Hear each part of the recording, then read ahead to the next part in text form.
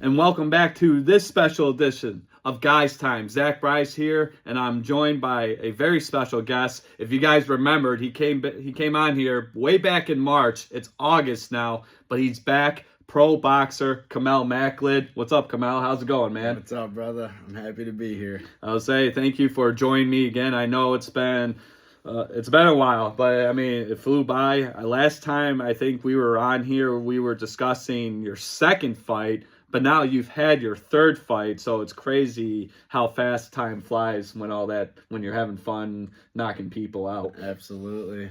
So I want to talk about that third pro fight because obviously you became a star. You're viral, man. So third pro fight. It's a bigger venue, Little Caesars Arena, man. I mean, how did you feel competing in that venue in your own backyard in Detroit, Michigan? And what was that like for you? It felt right for sure. It's where I believe that I'm able to perform. I believe that I can perform on big stages like that, and it felt good. I knew I would be okay in a bigger venue like that because it's everything that I've manifested and visualized since I started boxing. So it was good.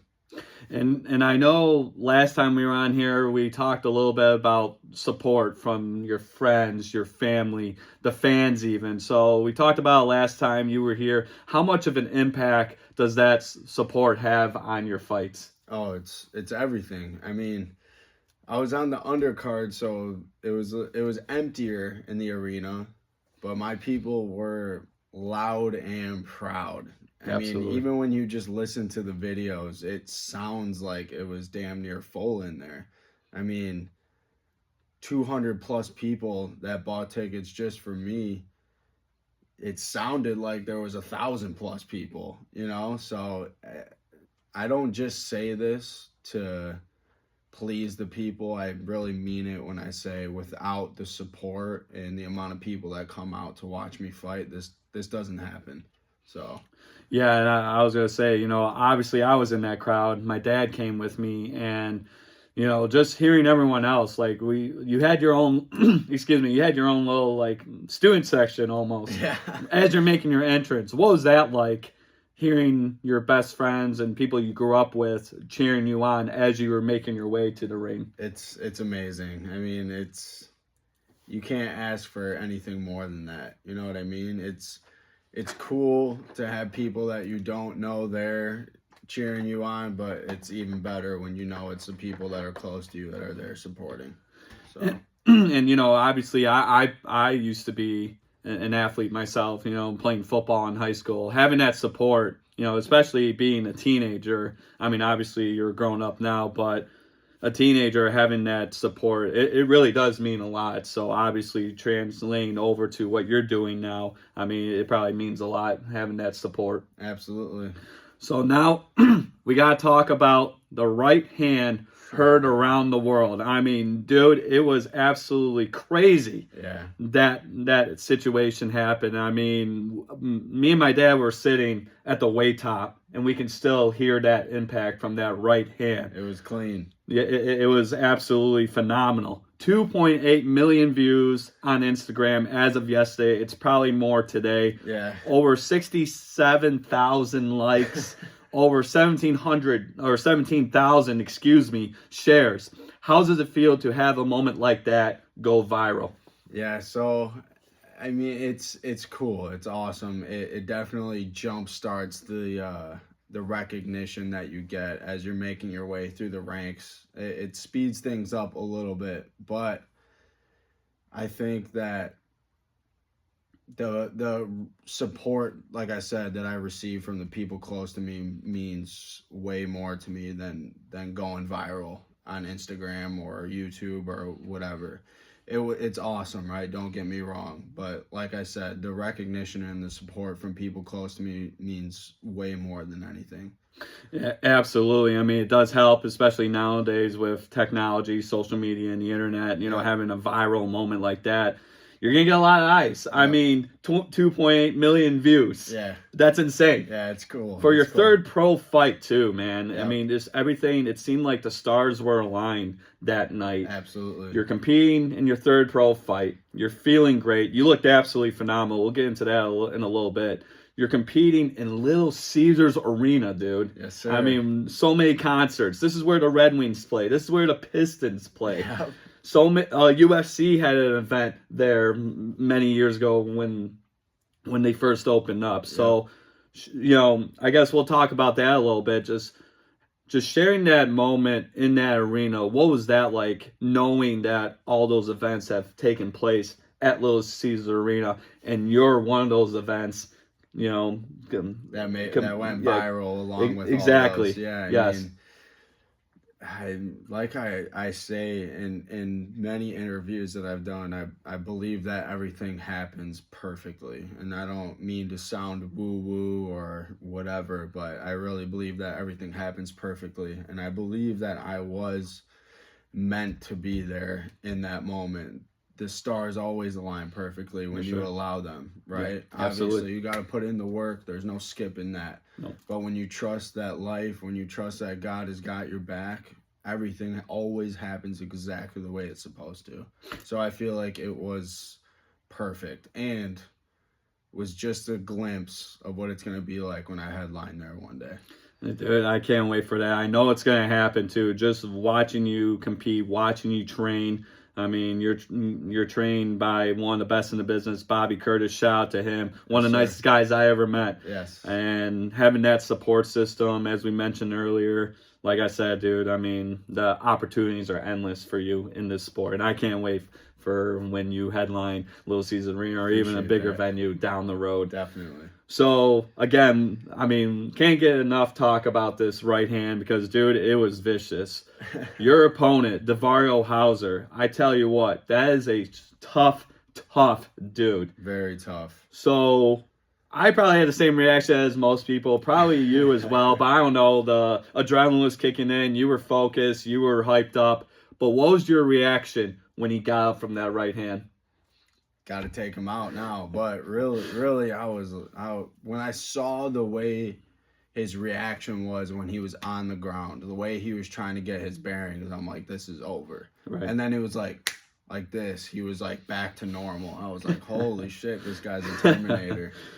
Yeah, no, it was unbelievable. Like I'm watching this with my dad, and we're just like, "Oh, he's done. But then we start seeing him come up, and we're just like, "How?" Yeah. And then he went on to survive another round and a half, almost 2 rounds before you hit him with a body shot, and he was like, "Okay, no mas, I'm done with this." Yep. So that was absolutely insane, but nonetheless, dude, that right hand.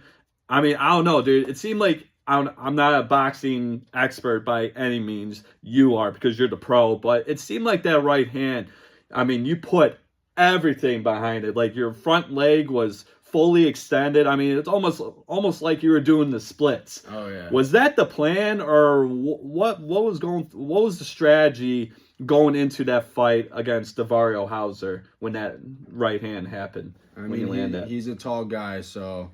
Obviously, we got to go to the body, and if you watch beforehand, I ripped the right hand to the body right before I threw that right hand to the head, and you can see every time I let my jab out, his lead hand would drop. So I feinted low with the jab and came over top with an overhand, and that was it. Yeah, I mean, that was a beautiful right hand. I mean, I'm telling you, dude, it's not going to stop. I mean, 2.8 million views, it's only going to get higher. Just because everyone's got a smartphone, a lot of people got social media accounts nowadays. So, but dude, that was absolutely phenomenal. So, congrats on that. Thank you. That was definitely a treat to watch. So, after this fight, you know, your third pro fight, it just seems to me, just everything I've seen on social media, Facebook, Instagram, whatever, it seems like that fight put you on the top in terms of getting noticed, expanding your brand. So what has life been like since your third pro fight victory against Davario Hauser? What's life been like for Kahmel Makled after that fight?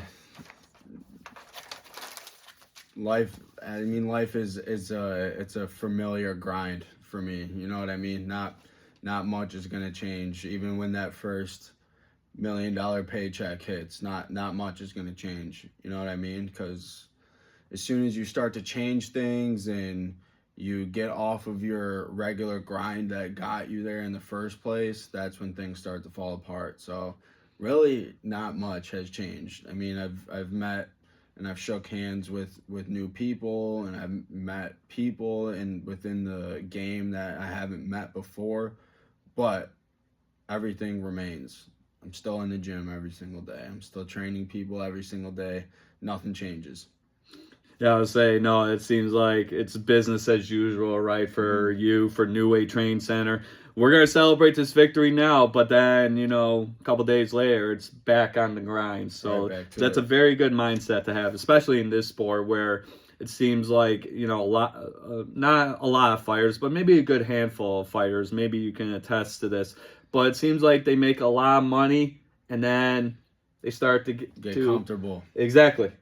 A perfect word for that. So when you see that, and when you see some of these fighters make that millions of dollars, and then maybe they're not the same after that, what's going through your mind when you see that from other professional boxers or even professional athletes, rather? Just got to learn from it. You got to be smart with your money, especially in this sport when you have the chance to make large lump sums of money. You have to be smart. Exactly. You have to be. And that doesn't mean just saving, especially nowadays. That's not enough, right? You got to learn what to do with your money, learn how to invest it into safer things, and not let your lifestyle creep up to you, right? I can only imagine that when you go from making a few $100 per fight to all of a sudden you got 100,000, you got 500,000, you got $1 million in the bank account. I can only imagine it's probably real easy to go to the mall or go to the dealership and buy the best, most shiny thing you can get. But you got to resist that, right? It's super important that as you start to make your way up, as soon as that paycheck hits your account, you automate it somewhere else. Automate it in your investments, automate it into your savings, and then you do not touch it unless you need it.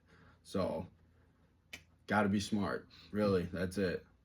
Exactly, and that's the thing too. It's more like you have to make money while you're sleeping. They say that all the time. Like, I gotta make money when I'm sleeping, and it fits the bill. It makes sense because, Absolutely. especially nowadays, it's just crazy. The economy is insane. You just don't know what's gonna happen. There's a lot of uncertainties out there. So definitely, when you start making some more money down the road, yeah, you just gotta be smart. And I know you.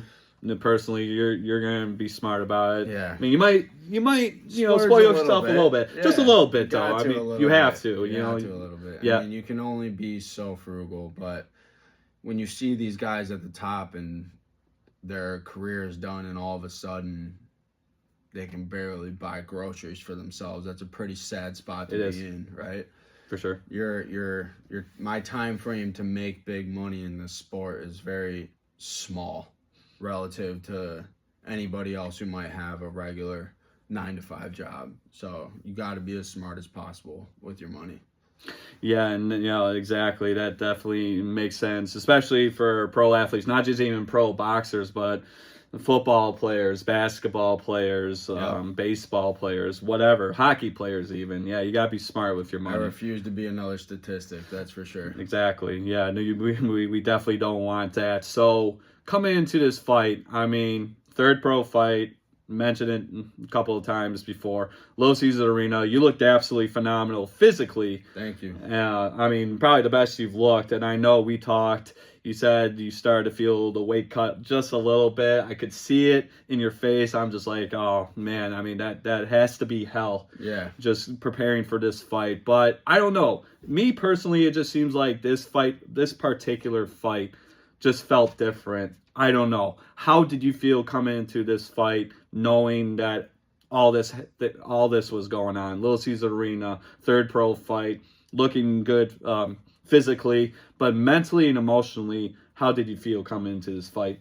Fantastic, really. I mean, I genuinely feel that my mindset is upgrading majorly every day of my life. I'm working on it, especially with this sport, things are very serious and things can be stressful, and you understand that there is a possibility of you getting hurt and hurt badly.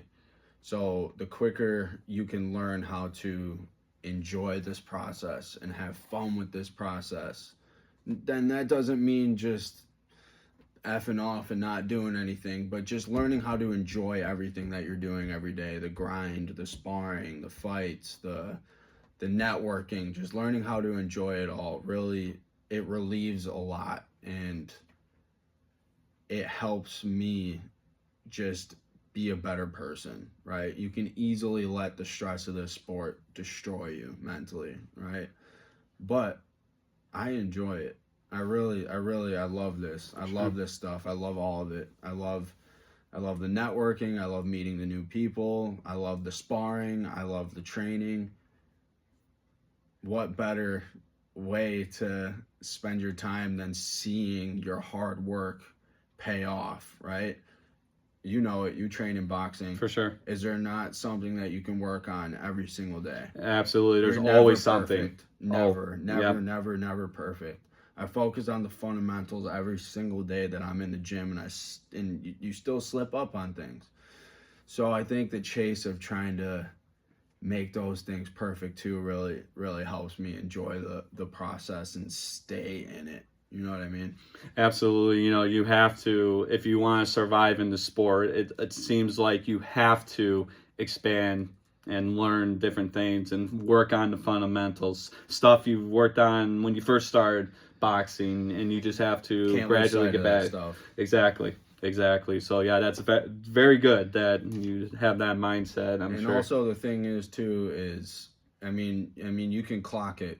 Anytime any sports team or fighter loses in a way that they weren't supposed to lose, especially the coaches or the fighters say the same exact thing every single time. We got to go back to the drawing board and go back to the basics. Exactly. Why'd you leave them in the first place?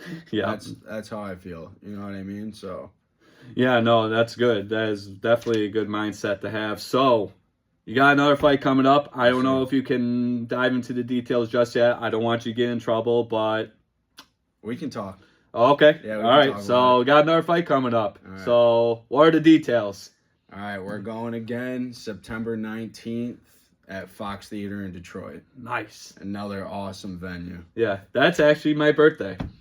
That's right. That is actually my birthday. Oh, that is awesome, man. What a treat for your birthday. Yeah, dude, that is crazy. So September 19th, Fox Theater, and I think we talked about it a little bit yesterday. So, I mean, obviously you've been there a couple times. What's that going to be like? It's a smaller venue, but it's still in Detroit. Yep. So that's good that you were able to keep it in Detroit, around the Motor City. What's that going to be like? What are you expecting? There's so much history at Fox Theater between concerts and fights and comedy shows and whatever you have it.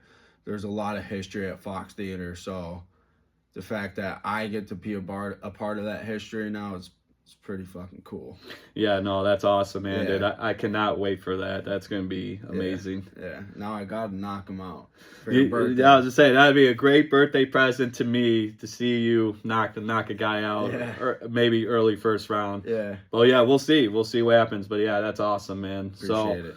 We're going to wrap this up today. I got a couple of questions to ask you. One was boxing related, because it seems like we always talk about boxing out here. But I got to know Kahmel, the man, outside the ring. Okay. So, as you can see, I'm wearing my Detroit Lions shirt. I'm ready for football. I don't know how you guys are feeling. I'm ready for football season. Football season is here. By the way, we got a college football game start this Saturday. Iowa State, Kansas State in Dublin, Ireland.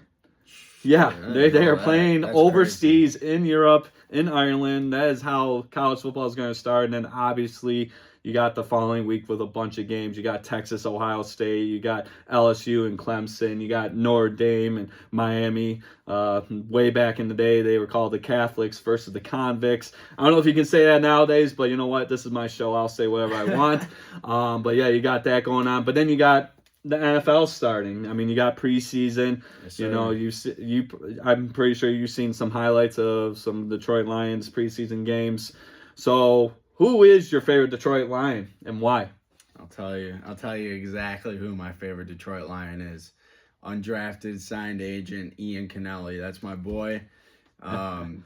He's making noise as an undrafted agent right now. I'm hoping he makes the roster this year. I mean, we grew up together. I mean, elementary school, the middle school, the high school. We even played football together in high school. And to see him making noise as an undrafted signed agent is pretty cool. And that's my guy right there. You know, I was watching last weekend. I was watching the preseason game against the Dolphins, and I'm just like, Kennelly. Oh, I know that.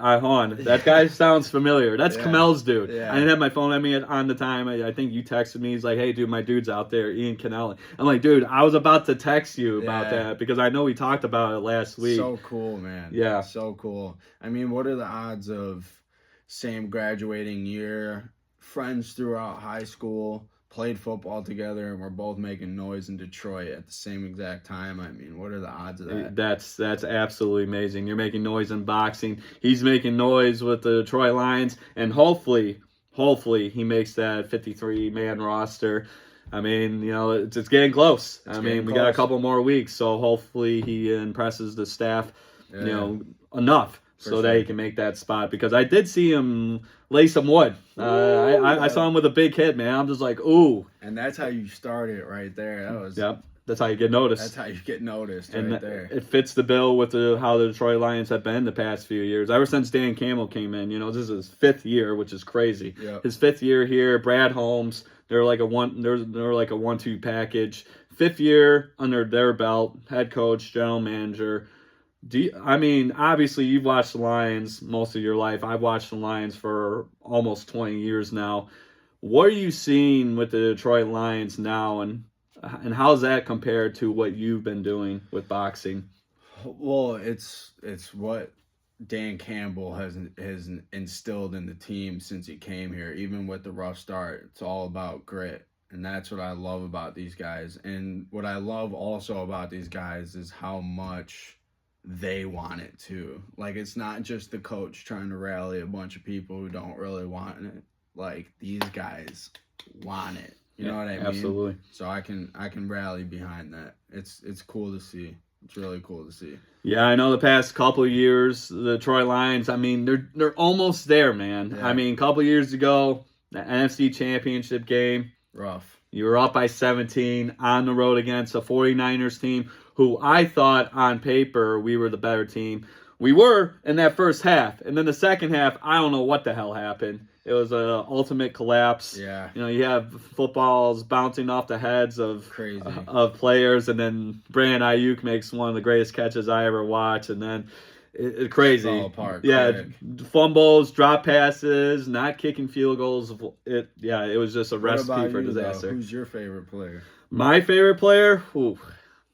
I gotta go with my man Amon-Ra St. Brown. That is I think he gets overlooked. I get it. You got top wide receivers. You got Jamar Chase. You got Justin Jefferson. Okay, I understand. You got all these guys, but Amon-Ra St. Brown, I think he gets disrespected a little bit. I like how he plays too. You know, he's fast, he's quick, he can block. Yeah. Like I see him block some people last year or these past couple of years, but especially last year, he's putting guys on their ass. Yeah. He doesn't mess around. He definitely embodies that grit spirit that these Detroit Lions have experienced these past 4 or 5 years. Absolutely. Under Dan Campbell. So my favorite Detroit Lion is definitely Amon-Ra St. Brown. Second favorite, I gotta go with Jahmyr Gibbs. Nice. I don't know, dude. Good that pick. guy is unbelievable. He's fun to watch. Good pick. Yeah, and then my third, probably, I like Brian Branch, man. That's a different dude. I can get behind that. Yeah. I can get behind that for sure. Yeah, so that is good. It's crazy that the season's almost here. Like I said, they've been close a few times. The NFC Championship game from a couple years ago. Last year, number 1 seed, they had the week off. You had Washington come in here, and Jay Daniels, rookie quarterback, had a great season. He torched us apart. Understandably, because we had 20 guys on IR, like 98% of them were on our defense. So as long as we stay healthy, man, we can do it all. That's what I believe. We just got to stay healthy. Yeah, we were. Our IR was ridiculous. It was crazy. It was just like, okay, that's like our whole front. That's Yeah, all and like then our you starting start 11. start bringing up practice squad is like crazy. Like that is nuts, dude. Yeah, and that's the thing. First stringers are getting hurt, but then our second string guys are getting hurt. They're done for the season. So Yeah. now who do you get? Guys off the practice squad, guys off the street. Yeah, It's crazy. insane. Yeah, it's crazy. But to eat, even with all that going on, we still went 15 Still made a and 2. run, dude. Yeah, we still made went a 15 and 2. How impressive is that? Fantastic. I mean, with all the injuries we've had last year, but yeah, we lost that divisional round against Washington. You know, Jay Daniels, I mean, he looked absolutely phenomenal. But if we had our first string defense in there, would have been a different story. Exactly. I honestly agree, believe in that. Woulda, coulda, shoulda, though, man. Right? Yeah. We got to focus on this year now. Exactly. So that goes into my next question. So all this going on, you know, Hutch is back. Yep, let's go. I was to say he's a beast. We all know it. He led the league. He led the league in sacks for like most of the season, and he was out at week 6. So even after that, he still led the league in sacks with him being on IR. I mean, dude, how's that even possible? I went to a training camp, so I saw him in person for the first time. I did not realize that guy was like 6'7". Yeah, I'll say how tall is he? It makes no sense how a human being that big can move the way he does. It makes no sense at all, honestly. It's scary. It's crazy. It's scary. Dude, I mean, he's built different. I mean, the size, the height. Yeah. The quickness is scary. Wild. It's wild, man. I was just saying, obviously that leg looks good, right? Like he's moving around. Oh, yeah. Hey, I'm back. Oh, yeah. All right, good. So with that being said, what is your prediction of how the Lions are going to do this season? I'm backing my boys all the way. We're going all the way. I like it. Come on, man. What do you think? I like it. Yeah, I mean, we've been close so many times. I mean, these past couple of years, why not? You think all these especially these last 2 years with how close we've been, you think these guys aren't hungry to take it all the way? No, absolutely. No, I think they can do it. Obviously, with that road schedule this year, it's rough. I mean, we can both agree it's rough, but like I said, last year, with most of our defense on IR, we still went 15-2. Won our division back-to-back years, had the first round bye. Yes, we lost to Washington. Okay, you guys can give that a break. But we still fought through adversity. Yep. So why not this year with, we got to be on the road, week 3, Monday Night Football against Baltimore, which that's going to be tough. But you got Philly, the defending Super Bowl champions. We're on the road there. Yep. That's a hostile crowd there. That's a hostile place to play. Obviously, we got to play at Green Bay, at Minnesota, at Chicago. Obviously history playing Chicago, not the greatest, but we can still, I believe, beat Chicago at Chicago. We're on the road against KC. Yep. We're on the road against Cincinnati and Joe Burrow, Jamar Chase, the 1-2 combo there. But I think with that being said, I think the Detroit Lions can definitely make a big run. I think so. But like you said earlier, we have to stay healthy. That is the key. Yeah. Because you saw what happened last year, right? So yeah. When we don't have a fully healthy team. So we definitely got to stay healthy. Yeah, you can only do so much with 20 on the IR. Yeah. You know what I mean? So. Yeah. Well, we'll see what happens. I'm excited. I can't wait for it. Like I said, I'm wearing the Detroit Lions shirt today. Football just needs to be here. Because once football happens, I mean, it's game over. Like, nothing else matters. I mean, obviously, I'm going to still watch you knock some dudes out in boxing. I'm still going to watch UFC, a bunch of other sports. But football, I don't know, man. Especially with Detroit Lions and how they've been the past couple of years. It's a different vibe downtown versus years past. Oh, yeah. You know, I don't know. I think it's just everyone's like a Detroit Lions fan now. For sure. Everyone's wearing the jerseys. How can you not be? I mean, they're the most exciting team right now. Definitely. I mean, I get it. You know, we didn't go to the Super Bowl, but I mean, in terms of excitement and just the story, style play, head coach, personalities. Personalities is big. Yeah, in a good way though. Yeah. Like you don't have divas, you don't have prima donnas. Like they are here to win as a group, and we're here to go all the way. Yep. So that is definitely the mindset for the Detroit Lions. I can't wait. I know you're excited as well. But now we got to hop over again. Yes, I know. We got to talk about boxing again because there's a big boxing fight coming up. And yes, Kahmel is part of that September 19th at Fox Feeder on my birthday, 29 years old. You can send me a gift whenever you feel like it. But anyways, we got the weekend before, September 13th on Netflix. We got the big super middleweight championship, undisputed super middleweight championship title on the line. Two of the greatest boxers of all time, Canelo Alvarez versus Bud Terrence Crawford. Let's go. Who's winning that fight? Who you got? I got Canelo, man. Canelo? I got Okay. Canelo. I'm a massive fan of Bud Crawford, and everyone keeps saying Canelo's on the decline, but I mean, how much can you dare to be great, right? As Sure. Crawford should. Yeah. 1000%. I am with this fight through and through. This is what you do to really cement your legacy. You do big things like this. But how much can you really carry over moving up 20 pounds? 20 pounds. That's You know tough. what I'm saying? Like, Yeah. 147 wasn't a hard cut for Crawford to make, at least from the way he's talked about it. 147 wasn't a hard cut for him to make. So realistically, what is he walking at? Maybe 160? Maybe? Yeah. Like, dude, going up to 168 is crazy. Like, I don't know, man. Unless Canelo aged overnight and he loses all of his speed and reflexes and his ring IQ, I don't see Crawford winning this fight. Yeah, I don't know, man. I think that last fight, Canelo and William Skull a few months ago, I don't know. Yeah, we talk about it sometimes, like, okay, it wasn't the most impressive. You know, that whole weekend of boxing wasn't fun. I think you can agree to that, but I don't know. Me personally, just watching Canelo, I don't know. Maybe like 10 years ago, maybe he would have knocked the guy out or maybe landed a couple more combinations. I mean, he is 35 years old, but Terrence Crawford is what, 37, 38? 37. Yeah, so both guys, I guess, are old. I don't know. They're in the age of boxing. Yeah, they're two of the greatest. I'm gonna say that, but I don't know. I think that fight with William Skull, I saw maybe a little bit of the aging of Canelo, but I don't know. It's hard to go against him just knowing what he's accomplished in his career. I'll say this. I don't know. Yeah, it's hard to pick one. A part of me does say that, right? Yeah. He should have been able to cut off the ring. He should have been able to knock him out. Whatever.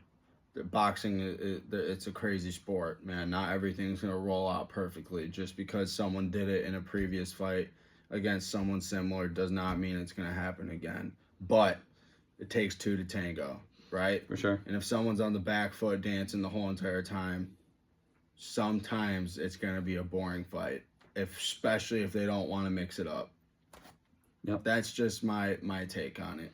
Takes two to tango. Exactly. And you know, we see it with mixed martial arts in the UFC. This past weekend, we saw the main event, Khamzat Chimaev, the new UFC middleweight champion, defeating Dricus du Plessis. Not the most exciting fight, but you know what? At the end of the day, He did what he had to do to win. Exactly. Yeah. He did what he wanted to do. He had a plan. He executed it well. Yep. I mean, there's no better way to do it. I mean, I get it. I mean, he smothered the guy. I mean, DDP had no answer. Yeah, nothing you can do against You that. can't stuff the takedowns. I don't know. Like, you have to get... I mean, if I was in DDP's camp, you have to get some elite wrestlers and grapplers to... I mean, obviously, you're not going to get a replicate of Chimaev. He's one of a kind. But you got to get somebody who's close to the fighting style of Chimaev. And I'm watching this fight. It's just like he can't stuff any takedowns. I mean, yeah, he's a big dude. I mean, Dricus du Plessis, and he was on a tear, man. I mean, that was his fourth title defense. You know, he had an 11-fight winning streak, 9-0 in the UFC. Obviously, Chimaev was undefeated. He's 15-0 now, new UFC middleweight champion. But it just seemed like Chimaev, first 8 seconds of that fight, he goes for the takedown. Yeah, and it was over. So explosive, that guy is. So explosive. I mean, there's nothing you can do. Yeah. I don't know shit about MMA, but I can tell you right now, I don't know what you can do against that. You know what I mean? Like, yeah. every move DDP made on the ground, Chimaev was just manipulating him whatever way he wanted. I mean, it's crazy that he even has the ability to do that. Like, I mean, grappling, I mean, that takes a lot out of you. I don't care how much you weigh. And I mean, that's a lot. That's Dricus is a big dude, man. He is not a small guy. No. He is not a small guy. No, not at all. Yeah, I don't know how he was able to do that for 5 rounds, 25 minutes. Dude, he had almost 22 minutes of control time, Chimaev had. So that's most of the fight. In a 25-minute fight? That's crazy. Yeah. Dude, it was crazy. But then we also saw 2 spinning back elbow KOs. First time ever in hype. UFC history. That was hype, man. Yeah, and then Carlos Prates, he smokes a cigarette at the presser after he's done. Like, what was your take from that? Like, why is he doing that? I mean, I get it. This is the USA. You do what you want as long as you're not hurting anybody. But why, as a fighter, why would you do that? Why would you even show that? I don't know if it's a personality thing or what. I don't know. I mean, he said it. He started smoking cigarettes when he was like 15 years old, so it's normal to him. But there's that mentality, that cowboy mentality. Like, I don't give a shit. Right. I'm a fighter. I'm not an athlete. Yeah. That's kind of what that mentality is, which I'm sure helps him to a degree. That mentality of not like really fixating on the fact that the cigarettes are hurting him. We all know the cigarettes are hurting him because in a 5-round fight he's probably cooked. Yeah. But that mindset that he has where he just doesn't care. He just puts in the work in his training and it's gonna fall however it falls. I think that's probably what allows him to still perform at a high level, even though he's smoking cigarettes every day of his life. Well, that's the thing too. You know, the fight before this, he lost to Ian Machado Gary in a 5-round fight, and I saw like after the second or third round, man, he's like huffing and puffing, and I'm just like, cigarettes will do that. Yeah, to you. absolutely. You know, the lungs need to breathe a little bit, and when you're smoking cigarettes, you know, the lungs don't work like they're supposed to. So, but in that fight though, like he was on a 10-fight winning streak going into that fight, or 11-fight winning streak, excuse me, with 10 finishes by KO, TKO, and then he gets another TKO or KO finish this fight. As the sound was going to go off in the first round, I mean, what a way to... It was violent. Yeah, a spinning back elbow KO, and as the round was about to end, Jeff Neal was out cold. That was violent. Yeah, man. And then the fight after that, Lerone Murphy lands a spinning back elbow KO. Also violent. Yeah, only the 10th one in UFC history, by the way. And then 2 in one night. 2 in one night. First time ever that's ever happened. Yeah. So now Lerone Murphy, he's undefeated. Obviously, he's in line for a championship fight against for the featherweight belt against Alexander Volkanovski. So what's that fight going to look like? I think that's going to be very interesting. I'm sure it'll be good. I mean, I like to watch MMA, but I don't know much about it. So when I see a big fight, like big names, I'll watch it, but I don't really know much of it in terms of detail, skill-wise at least. Yeah, no, it's a very interesting sport. You know, I've been watching it for a while now, like almost 20 years now, and you just see all these big names. You know, obviously they come and go. No one's ever invincible. We saw it with Anderson Silva. We saw it with Conor McGregor. Unfortunately, we saw, you know, even like John Jones. I mean, he might be the outlier because that guy never lost. Yeah. And obviously he's retired now, or I don't know. He's back in the pool, you know, the drug pool or whatever, drug testing pool. I don't know what's going on with John Jones. It is what it is. He's old anyway. He needs to retire. Yeah. And let these young guys rise up to the ranks. Yeah. But yeah, it kind of comes back to boxing again. You know, a lot of young guys like yourself making a name for yourselves, and then, you know, you got the older guys like Canelo, like Bud Crawford. You know, obviously this is a big fight. Yep. They're making millions of dollars. There's a lot of eyes you're going to be watching. They're probably going to break records in terms of Netflix and viewership, without question. Oh, yeah. I mean, this is the fight of the century. We say it numerous times in boxing or whatever, mixed martial arts fights, but this is, I do believe, a legit fight of the century. I don't think we're going to see another one like this. No. When these guys, their skill level, what they've accomplished. Crawford, he's a two-time undisputed, or he's a two-division undisputed champ. First male boxer in the 4-belt era to accomplish that. Yeah. Undisputed in 2 different weight classes. Insane. How's that even possible? I don't know. And then Kahmel, obviously, he's been on tear for many years. Mm-hmm. So I can't wait for that fight. I can't wait for the Detroit Lions starting. I can't wait for your next fight on my birthday, 29 years old. Like I said, you can send a GIF if you want to, but I think my GIF is going to be watching this guy knock out his opponent, hopefully in the first round, because that's going to be amazing. Yes, sir. That'll be the best birthday present I'll ever receive. So I'll have to provide. Absolutely. So yeah, congratulations on that. Thank you. We'll end this episode today. For the people who don't know, your socials, what social media accounts do you have? Your social media handles. Yep. You can give it to the people out there right now. So you can find me on Instagram, TikTok, Facebook.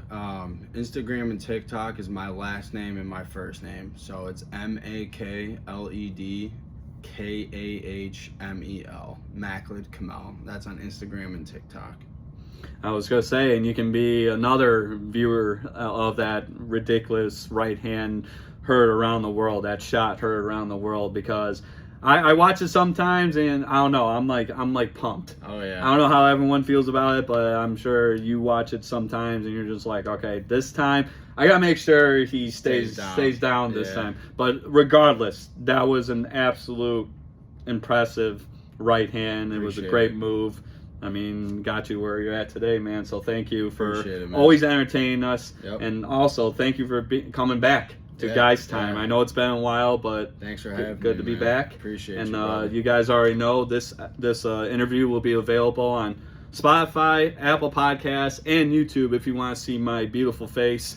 You can check out this interview in a couple hours here, and I hope you guys have a great rest of your day. It's Wednesday. This is Kahmel Makled, pro boxer Kahmel Makled, 3-0, undefeated, 3 finishes, 3 KOs, and he's ready to tear it up September 19th. I can't wait, my friend. Yes, sir. Appreciate you, brother. All right, take care, guys. Have a good one. See ya. And stay safe out there.